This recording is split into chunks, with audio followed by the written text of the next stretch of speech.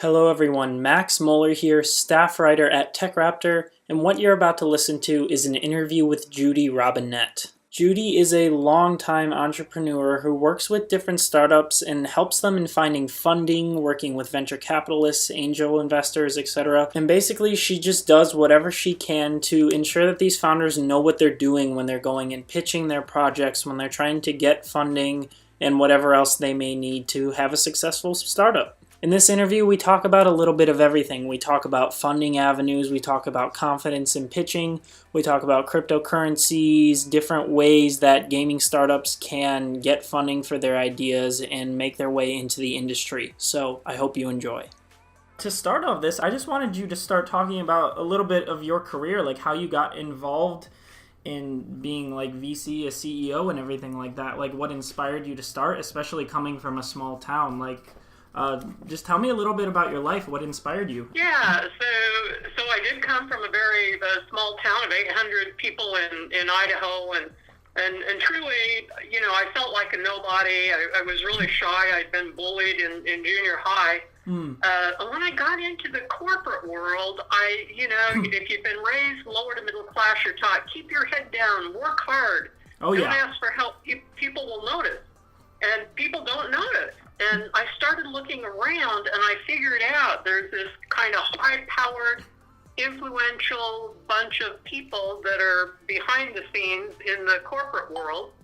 And I found the book, Win Friends and Influence People, and started learning how to do, networking. And I didn't like the corporate world. I'd think about feeling nauseous Sunday nights before I went to work. And I was giving a speech at MIT, and somebody handed me a Wall Street Journal, and they had this article on how to be financially independent in America. Okay. And I thought, boy, this is great. And it had 5 ways: be a doctor, a lawyer, inherit it, or marry it. And I thought, well, those are out. Yeah, that's pretty good. Number 5 was start a business. And I thought, how hard could it be? And so I started a franchise restaurant, dumb me, I thought I was going bankrupt, went to a bankruptcy attorney just terrified, and he looked at my financials and he said, you're not even close. And I said, but I'm broke. And he said something that was life-changing that I teach people to deal with fear. And it's, they can break you, but they can't eat you. Okay. So that was just a profound lesson that I learned, that very few things can kill you. And I turned that company around, sold it, and then I was asked to be CEO of a public company, and I did that for 10 years. And it was in trouble. They were out of money. They were in litigation. They'd been delisted. And I raised, I think it was $4 to $8 million pretty quickly, helped turn that one around. And then a friend asked me to look at this unknown startup in Park City called Skull Candy. And they also were out of money, and the founder had been bankrupt 3 times, and so investors were, feeling a little leery about investing. Right. And I gave him the advice to, put together kind of a high-powered board to mitigate the risk as viewed by investors. And 2 years ago, we went public for probably $500 million. Wow. And so I became really enamored with startups. I became an angel investor. I now sit on VC boards. Wrote my book, Crack the Funding Code, because I was so tired of meeting founders all over that had great ideas and could not figure out how to get funded. That's a fascinating story. So you have years and years of experience doing this now. Yeah, I'm 65, so I've got like 30 years, and, I've had every brick to the head you can get. So I tell the truth. Hey, I respect that. Yeah, that actually has me wondering, since you have so much experience with traditional funding, traditional finance and everything like that, in the email it said you could speak a lot on cryptocurrency and how that's sort of the future of investing. I'm curious as to why you think that, because I know that a lot of traditional investors, longtime VCs, they're not exactly sold on it. So I'm wondering, what has you sold on it? What makes you think that cryptocurrency really can be the future? Well, I've watched this over and over since I was a youngster, that some, great idea whose time's come and you can't stop it, starts. And all the traditional people bitch and moan. Yep. So for instance, about 10 years ago, the family offices started getting into investing, and the angels just threw a fit, and they said, you know, these guys shouldn't be in here investing, and they don't know how to do the due diligence, and they're going to lose money. Well, there was a report that just came out in Crunchbase that shows there's now more family offices, their deal flow is higher than VCs. And then, of course, the VCs complained when the angels got in. And I was with the group that helped start crowdfunding, and I remember we went to Congress, everybody was happy, you know, the president was happy. We went to the SEC, oh my gosh, you know, we were going to rape and kill and plunder, you know, the elderly, grandma's money, and they said it wouldn't work. And so, you know, I kind of lived through that several-year transition, and, you know, it did work, and other countries are actually further ahead than us. There's been very little fraud. And so in my mind, everything to do with blockchain, I think it is a brilliant idea. I think it's going to take time. So much like crowdfunding, there's concern about scams. And people can, you know, Photoshop, put up a great thing, hire somebody to do a white paper. And so there is concern because there isn't regulatory stuff going on, but actually there is. So my friend Vince Molinari, who has the digital asset report, he films on the New York Stock Exchange floor. I did his show last Tuesday. He's kind of an expert in this and is working very closely with regulatory bodies, particularly the SEC. Okay. So, you know, in my humble opinion, I think it's going to happen. I think it will be slow. Initially. As a lot of that technology can be too. I think it's important that this stuff sort of takes time to get pushed into the mainstream and for bigger companies to get involved with it as well, because like you said, the regulation isn't all the way there, even though it is being worked on. That's incredibly important. I think it's awesome that you have an open mind on that sort of thing, though. I think that's one of the most important things in being an entrepreneur and investing and everything like that. I think that those who have closed minds are just going to fail in the end, in the long run. I think that that's so important to be open to these new technologies because they're coming all the time. Yeah, well, you know, it was, I don't know whether it was the head of IBM said, you know, there's no use for personal computers. And so, you know, there's a lot of people that have made just tremendously bad predictions. Yeah. Particularly around, you know, personal computers and, you know, even the guys that discovered germs, you know, all the doctors poo-pooed it and said it wasn't true, and of course it was. And, you know, they said, you know, people couldn't fly. The main scientist in the world took on the guy who said, you know, we could put a rocket in space and said how stupid it was. They didn't retract that for about 40 years. Jesus. So I think you always have to be optimistic and open. And so that's really what I think it's important. Speaking of cryptocurrencies and funding and everything, do you think that ICOs are a viable way of crowdfunding right now, or do you think that startups should stick to more traditional funding methods right now, or do you think it should be a little bit of both, or what are your thoughts on that? You know, I do know some people who have had success with ICOs, but they had revenue, so they were a little further ahead than what you would call maybe a traditional ICO, or you can find platforms out there that are getting more aggressive and better accepted. But it always comes down to the issue of finding investors. I mean, it doesn't matter whether you crowdfund or do an ICO. And I tend to, if it's a valuable startup, I like people to follow the trend of, you know, first you use your own money, then you do family and friends. So Credit Suisse projected by, I think, next year, there's $279 trillion in private global wealth. Now, that's the bucket of money of family and friends. So there's no lack of money out there. Right. And then next, after you know, get a little traction, you hit that seed stage, and that really is the time to do angels. And angels are very forgiving. They like to mentor. There's 300 angel groups from north, south, west, and east. They're in every state, and 75% of angels want to invest locally because they want to work with startup founder. So there is no lack of money out there. And I tell people, regardless of which path, you should go visit pitch events. You should go to incubators where the investors hang out. Have somebody that mentors you and helps you, because if you have a good startup, there's no problem with getting funded. You just have to have the right pitch deck, and that's only 10 to 12 slides, and that includes performance that's been developed by someone who understands startup finance. My favorite guy is in New York. His name is David Meister. Okay. And I can share that with you for your show notes, his contact information. And then my favorite guy that I work on with pitch decks is called John Livesey. And for instance, I worked with him with a little company out of Idaho that was doing security for schools. He hadn't got anywhere. I had John work with him. Okay. I then introduced him to a family office. He got a term sheet for $1 million.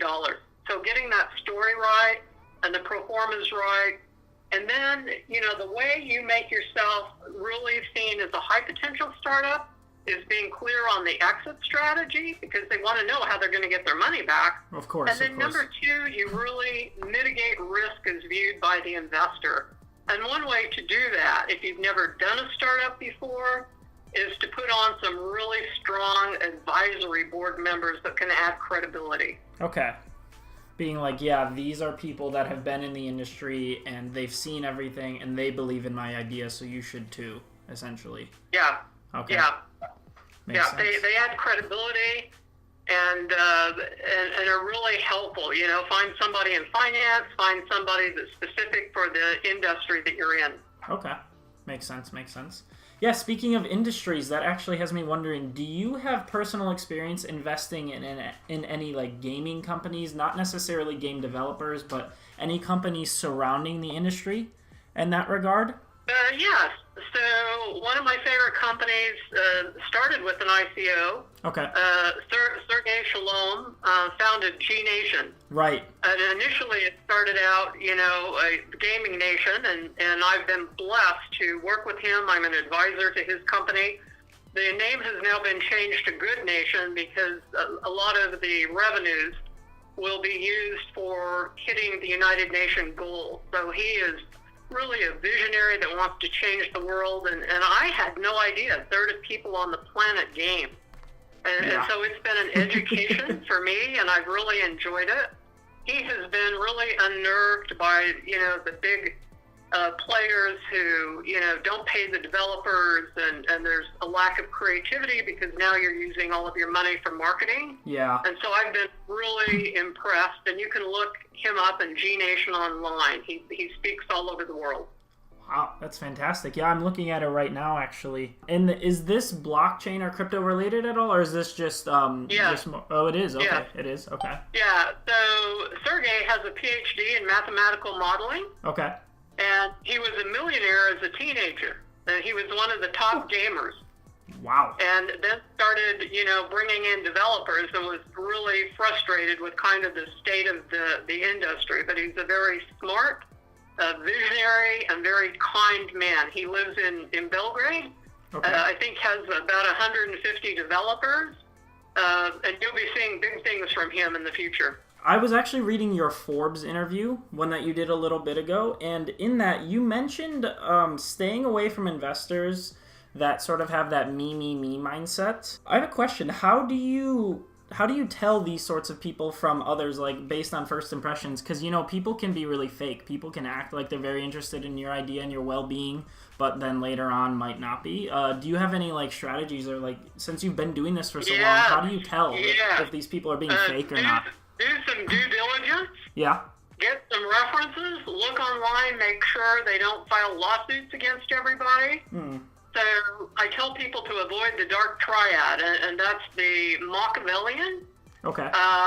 And the narcissistic, and sociopath. Okay.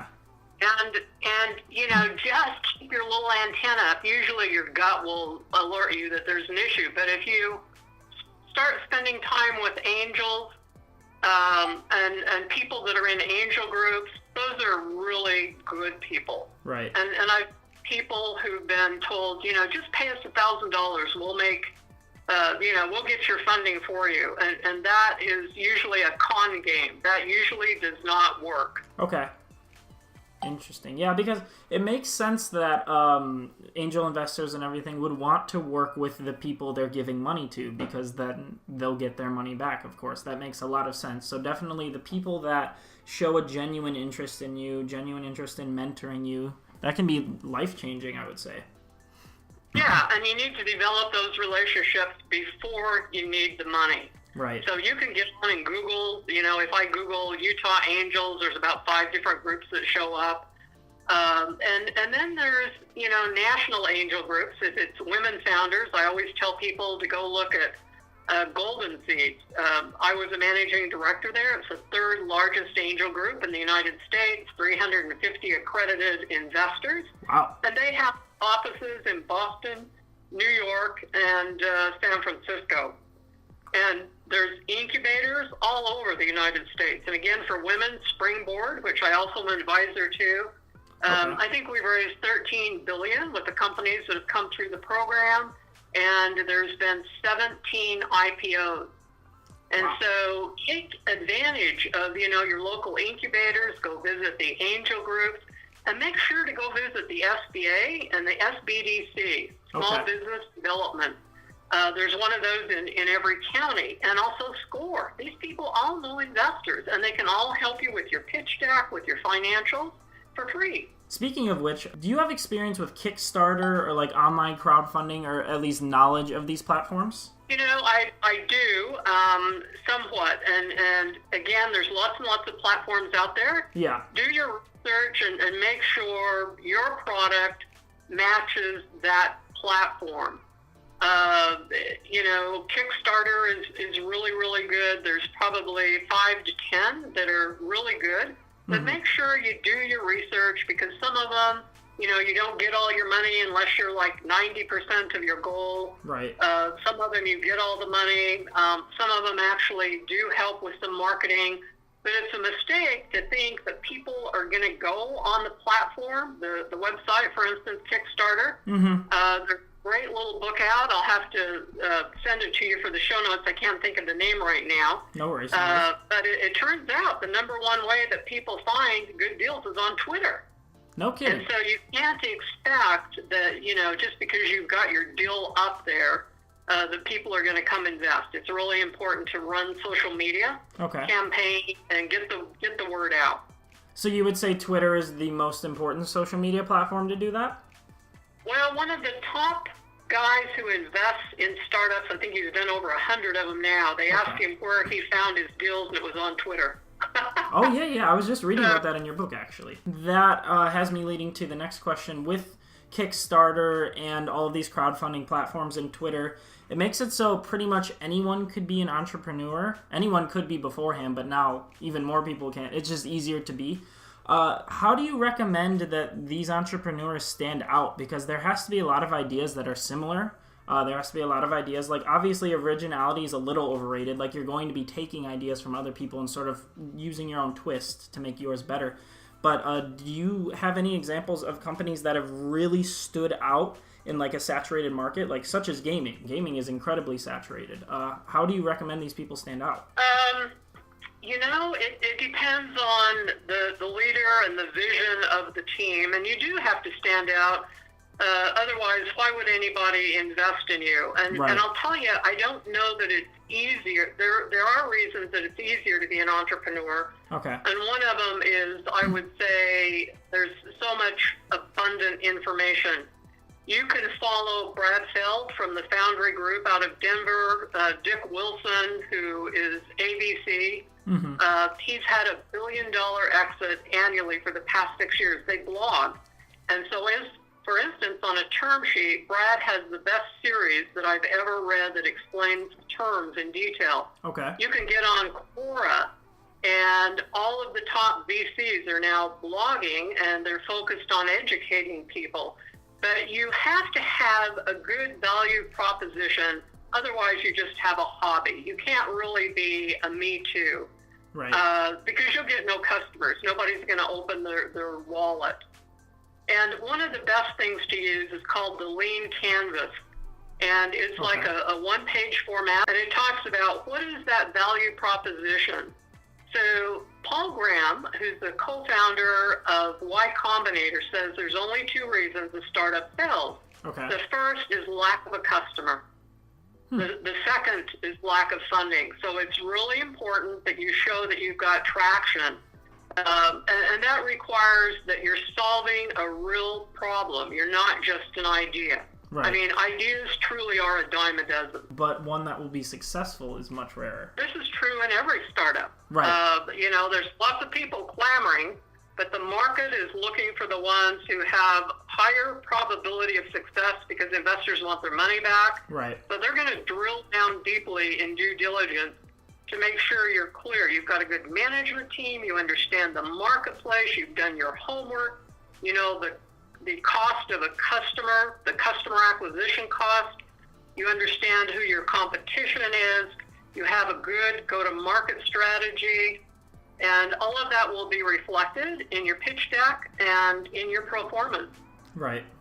Okay, that makes sense. And then that actually leads me into something else. When it comes to game developers, if you have experience in this regard, when it comes to game developers, do you think developers are better off trying to create their own company, trying to create their own idea, like staying independent? Or do you think it's better for them to try and jump into like a larger studio like AAA studios? And that can go for a lot of industries, actually. Do you recommend that wannabe entrepreneurs or startup entrepreneurs who don't have a ton of experience, do you recommend they sit and they do their research and try and find a mentor and start their own right away? Or do you think they should try and get into the workforce for a little bit before starting out on their own? I think they need to find a mentor and somebody who has experience in the gaming industry.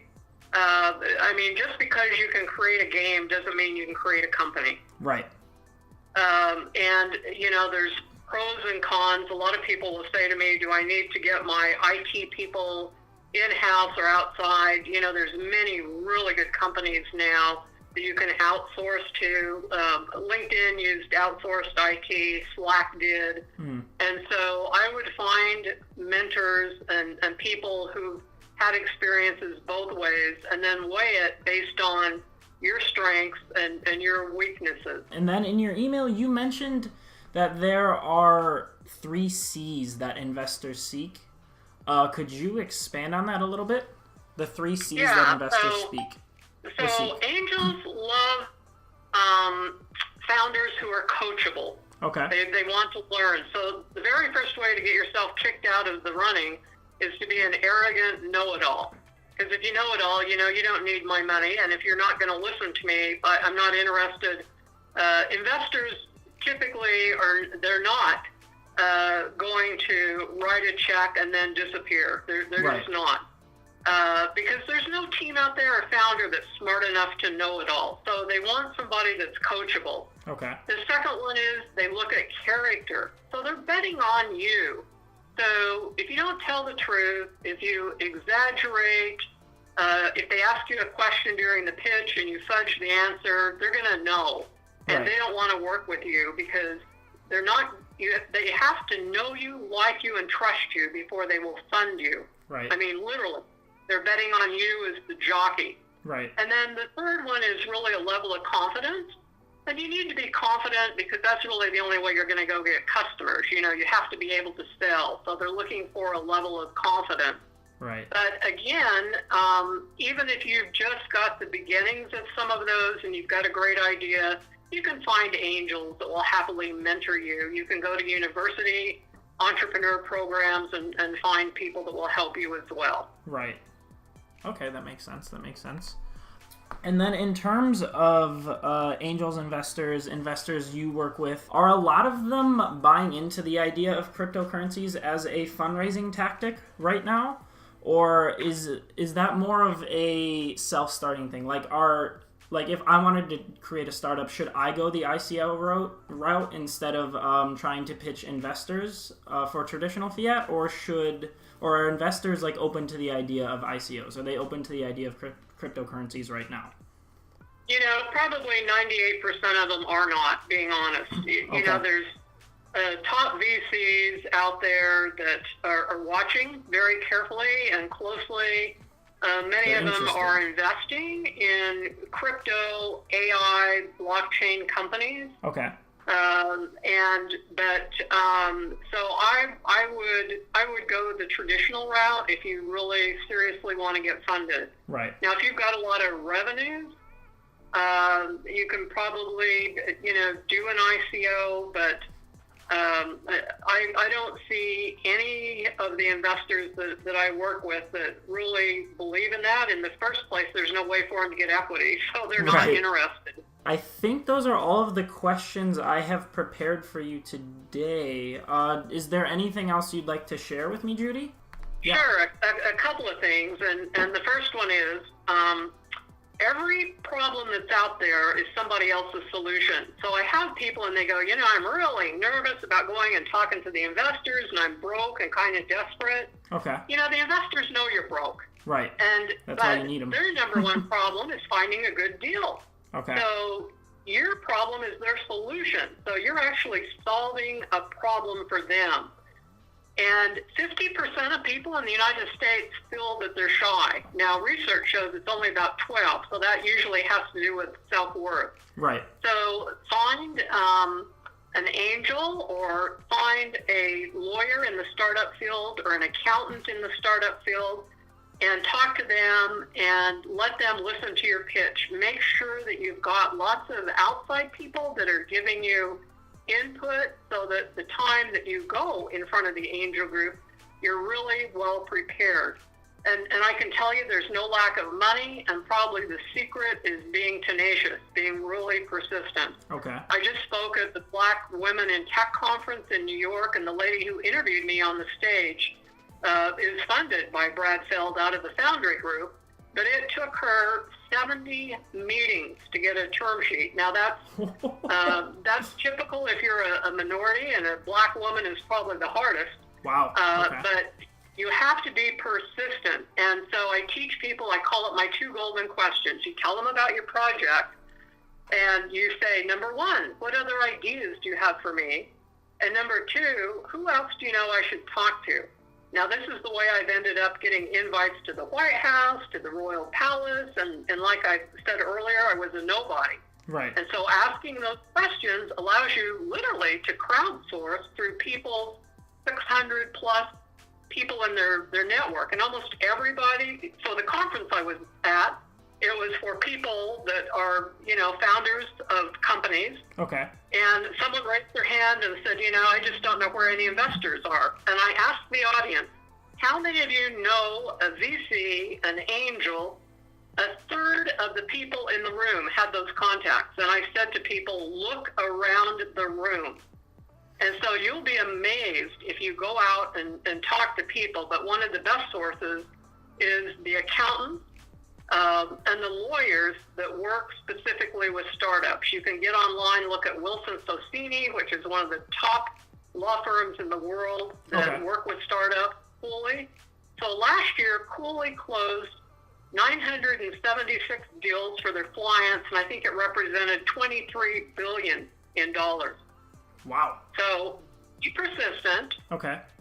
Go to the people who understand the rules of the game. I mean, one of my favorite quotes is Einstein, who said, if you're going to play the game, you'd better know the rules. Right. And so it's an opaque thing. It's hard if you've never been in it, and that's why I wrote the book, so that people would understand, family offices invest, corporate venture capital groups. There's more of those than there are regular VCs. Right. So good luck. Be persistent. Don't give up. Wow, that was a packed half hour of questions and answers. Thank you so much, Judy, for sitting down with me. That was fascinating. Like, genuinely, that was awesome.